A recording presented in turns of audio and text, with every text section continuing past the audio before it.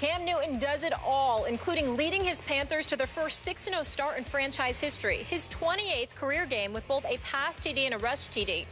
Only our Steve Young has more in NFL history. It's been quite a year for Cam. But Stephen A., how far can this Panthers team go? Well, I think it's a possibility that they can go very far, but to some degree by default. The Carolina Panthers are a good team. They're better than I expected them to be. Kuechly and Charles Johnson and Josh Norwood and those boys, they get after it. They can hit. And I'm very, very impressed with what I see from them defensively, from a physicality standpoint. The way that they play defense, Skip, to me, is reminiscent of what I saw them do when they went 12-4 about 3 years ago or a couple of years back and went to the playoffs against San Francisco. That's the kind of team that I see. The difference is, Skip, there is no San Francisco waiting for them this time around. We've seen vulnerabilities with the Arizona Cardinals, particularly against Pittsburgh. We've seen vulnerability with Seattle and some of the things they've got to get together. We understand that Green Bay is vulnerable because there's no Jordy Nelson, and obviously there have been some injuries to, whether it be to Randall Cobb, to Eddie Lacy and those boys, and of course we see what's happening to Dallas and the entire NFC East. So by virtue of all of those nuggets of information, the Carolina Panthers are clearly in a position to make things happen. I still think they're going to have the Atlanta Falcons to contend with, but nevertheless, still in all, they deserve to be given a lot of credit, and Cam Newton is just a big-time brother right there. He's just playing like an MVP candidate. A matter of fact, the only thing standing in his way for league MVP honors, as far as I'm concerned, is Tom Brady, considering all that's on his shoulders, what he is asked to do.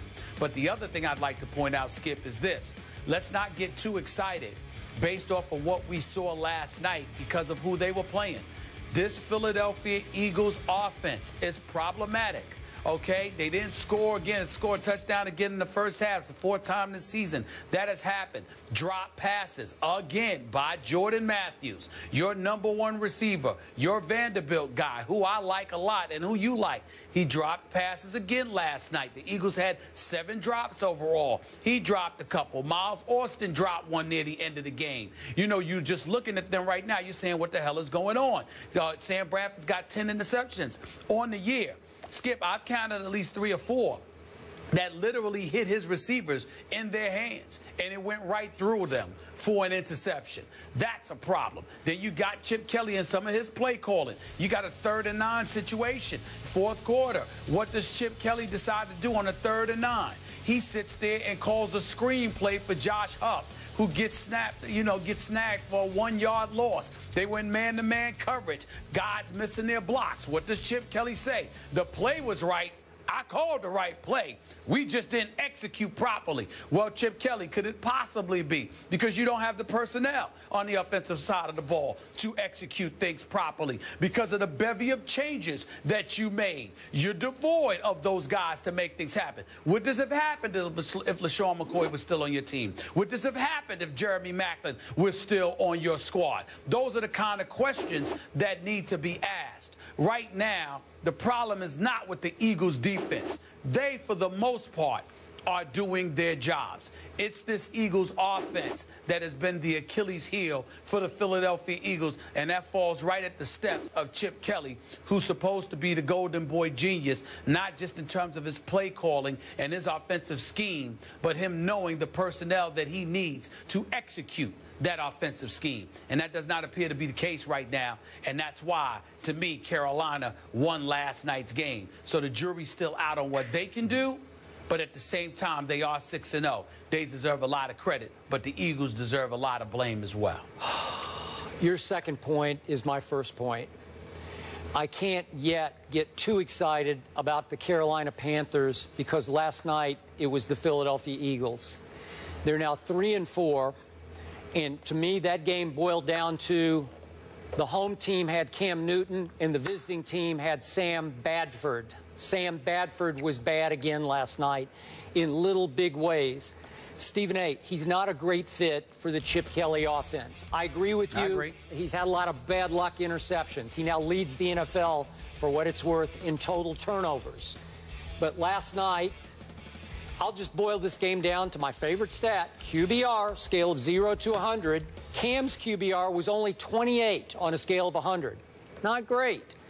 But Badford's was 22, even worse. So a couple of plays got made by Cam Newton that Badford couldn't make. And all of a sudden, you got a sort of a teeter-totter game that breaks late for the home team.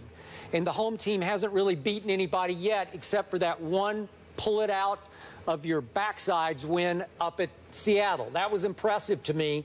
Otherwise, they've beaten Jacksonville and the Texans and the Saints at Tampa Bay. Fine. Let's see what happens with Carolina going forward. They got the Colts on Monday Night Football. They should be able to win that one at home. Then Green Bay visits. That'll be interesting because Green Bay might stand in their way come postseason, obviously. Then they've got to go to Dallas. We don't know about that one, but Tony Romo will be playing, I hope, by then. They have to go to New Orleans. They got to play Atlanta twice. They got to go play your Giants at Giants, and they end with Tampa Bay. Well, my point is they got a lot of losable games coming up. Let's see how they start to take shape. But I'm with you. They deserve our respect. They're growing on me because of that defense. Kuechly, if he can stay upright, he blows himself up too much, and he had some issue with his shoulders on the last. I don't know what it was, but he's had concussion issues. But he is a football player. Josh Norman is becoming this year's Richard Sherman. That's how good he is. He is all over the field. It's like they've sprinkled magic dust on him. He's constantly getting his hands on the footballs, and I fully expect him to be in your next Oberto commercial. Is that possible? Josh Norman. Hey, little voice in my stomach, right? Yeah. Right. He's balling. Hey, he's balling. Josh Listen. Norman, I mean, he's something special, man. He's something special. Okay. And Charles Johnson was up in Bristol just a couple of weeks ago for their bye week, and we had a long conversation, and he's raving about this guy. He thinks this guy is one of the top 2 or 3 corners in all of the NFL. He calls him a playmaker. And he also pointed this out because I was raving about the Atlanta Falcons, Skip, and he said to me, look at Julio Jones' numbers in the last couple of years against us. With Josh on him. And you will see the difference. And I looked at those numbers. He didn't play against him in 2013, but last year when he played against him, it was not impressive. The player. Okay, and Thomas Davis, we never bring up his name on the show. All he is one of the best players in pro football. That's all he is. He's quiet. Right. We don't know his name. He just keeps making plays. He's a stalwart for one of the best defenses in the league, now allowing the 6th best points in the league. So in the end, it's about Philadelphia. How far can they go with Sam Badford? I'm sorry, I'm going to call him Badford. He's a good kid, good young man, but I'm not sold on them at 3-4. Next up for them, they're going to go to the Cowboys. Let's see what happens there. So they got their bye week now. They have no passing attack. Yep. I want to give credit to Jonathan Stewart, though, another 100-yard rushing game, and every time he rushes for 100 or more, the team's 11-1. He's starting to look beastly to me. It's like he gets a little bigger every time I see him. I used to think he was 125. A scat back. And well, not only that, he was sort of disguised to some degree because they had a combo backfield in him and D'Angelo Williams for many years there. But now that D'Angelo's in Pittsburgh, it's basically his. 24 carries, 125 yards. Forget just the yards. It's the fact that you can give him the ball 24, 25 times, and he seems to be able to handle that workload. If he's doing that, that takes an awful lot of pressure off of Cam Newton. No question. Up next, the Saints come marching in and take down the Colts in Indy, and there are reports of dissension in the ranks. What is going on with the Colts? We'll get into that coming up.